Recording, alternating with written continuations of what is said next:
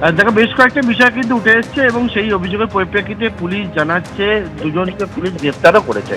ঘটনাটা ঘটে হচ্ছে বৃহস্পতিবার সন্ধ্যেবেলা, যেমনটা অভিযোগ যে এক কিশোরী সে অভিযোগ করছে টিউশনে গেছিল এবং সেখানে টিউশনে যখন টিচার আসেননি তখন তার সহপাঠী তাকে নিয়ে বেরোয় এবং বেরোবার পর বন্ধ হিন্দমোটর কারখানার ভেতরে নিয়ে যায় এবং সেখানে নিয়ে গিয়ে তার উপরে যৌন নির্যাতন চালায় বলে অভিযোগ। এবং সেই সময় আরো দুজন বাইরে থেকে চলে আসে এবং আসার পর তারা দেখতে পায় এই অবস্থা দেখে তারা কিন্তু উল্টে কিশোরীকে ভয় দেখায় এবং ছবি তুলে ব্ল্যাকমেল পর্যন্ত করে বলে অভিযোগ।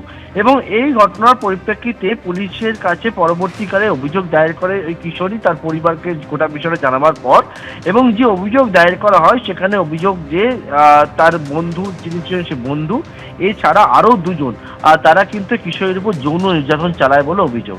পুলিশ জানাচ্ছে সেই অভিযোগ পেয়েছে, সেই অভিযোগের পরিপ্রেক্ষিতে গণধর্ষণ পক্সো আইনে মামলা রুজু করা হয়েছে এবং এবং এই নাবালিকার বন্ধুকে যেমন গ্রেপ্তার করা হয়েছে, অন্যদিকে যে দুই যুবক পরবর্তীকালে এসেছিল যারা এই ছবি তুলে ব্ল্যাকমেল করে বলে অভিযোগ এবং যৌন নির্যাতনও চালায় বলে অভিযোগ, তার মধ্যে এক যুবক, সেই যুবক এবং এই বন্ধু নাবালিকা এরা প্রত্যেকে পরিচিত ছিল বলে জানা যাচ্ছে। কিন্তু তার পরবর্তীকালে এই যে ঘটনা ঘটিয়েছে সেই ঘটনার পর পুলিশ জানাচ্ছে যে ওই যুবককেও তারা গ্রেপ্তার করেছে এবং আরেকজনের খোঁজে তল্লাশি চলছে।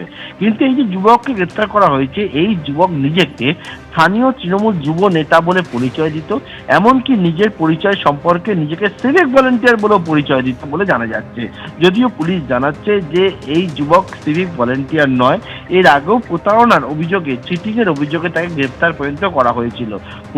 পুলিশের কাছে অভিযোগ দায়ের হয়েছে এবং এই অভিযোগের পর একদিকে অভিযুক্তদের মেডিকেল লিগ্যাল এক্সামিনেশন সেটা পুলিশ করাচ্ছে, পাশাপাশি নাবালিকারও মেডিকেল পরীক্ষা করা হয়েছে এবং গোটা ঘটনা তদন্ত শুরু করে গোটা বিষয়টা খতিয়ে দেখার কাজ শুরু করেছে পুলিশ এবং আর একজনের খোঁজও তার চালানো হচ্ছে বলে পুলিশের তরফ থেকে জানানো হয়েছে।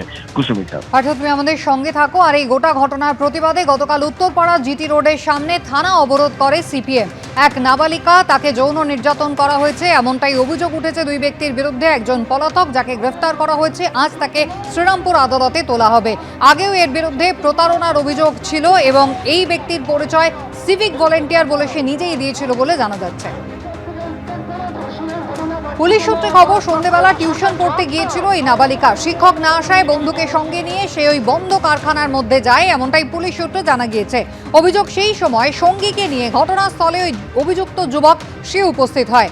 কারখানার ভেতরে নিয়ে গিয়ে নাবালিকার ওপরে শারীরিক নির্যাতন চালানোর অভিযোগ এই ব্যক্তির বিরুদ্ধে।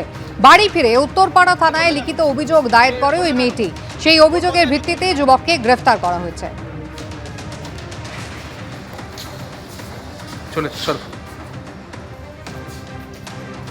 এবিপি আনন্দ, এগিয়ে থাকে, এগিয়ে রাখে।